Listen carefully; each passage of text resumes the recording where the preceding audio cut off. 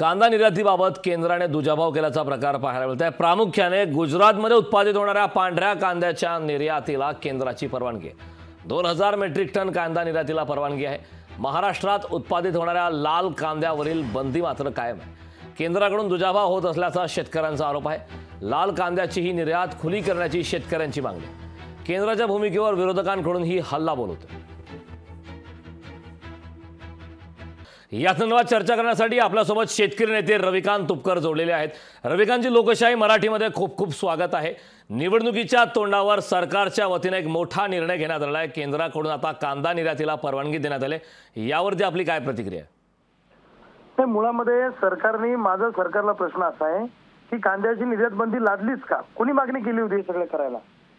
म्हणजे विशिष्ट लोकांचं हित जोपासण्यासाठी शेतकरी मेला तरी चालेल, विशिष्ट मतदाराचे लाड पुरवण्यासाठी उत्पादक मेला तरी चालेल, अशा भावनेतून हा निर्णय घेतला होता। आणि आता हा निर्णय घेऊन काय फायदा आहे? निवडणुका सध्या होत आहेत, कांदा पट्ट्यामध्ये शेतकऱ्यांमध्ये रोष आहे। गुजरातमधल्या सगळ्या मतदारांची परिस्थिती शेतकऱ्यांची त्यांनी बघितली आणि लोकांमधला हा रोष बघून हा निर्णय घेतला। पण मुळामध्ये कांदा हा जेव्हा व्यापाऱ्यांच्या घरात जातो त्याच्यानंतर हा निर्णय घेतात। शेतमाल शेतकऱ्यांच्या घरात असल्यावर का निर्णय घेतला जात नाही? पहिले मुळामध्ये निर्णय विरोधात का घेतला आमचा प्रश्न आहे। म्हणजे पहिले निर्णय विरोधात घ्यायचा, 3 महिन्यांनी तो निर्णय मागे घ्यायचा आणि मग आम्ही कसा चांगला निर्णय घेतला हे उरबडून सांगायचं, हा सरकारचा दुटप्पीपणा आहे आणि शेतकरी गावगाड्यातला याला भीक घालणार नाही असं आमचं म्हणणं आहे।